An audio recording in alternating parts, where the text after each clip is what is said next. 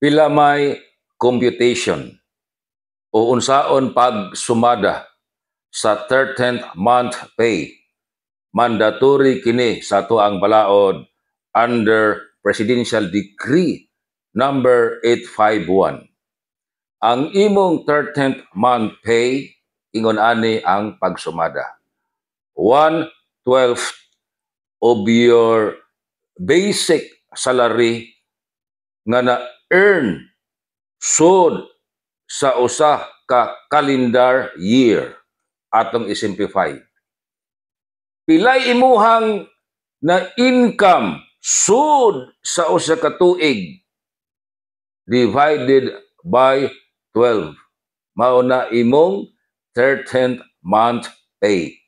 Pananglitan, sud sa usa ka tuig naka-income ka og 120,000 divided by 12. So ang imuhang 13th month 10,000. Dili sakto kanang giingon nga ang usa ka buwan nimong swelduhan mao na imong 13th month pay. Tungod kay do na may mga adlaw pananglitan nga wa ka naka-duty unya without pay.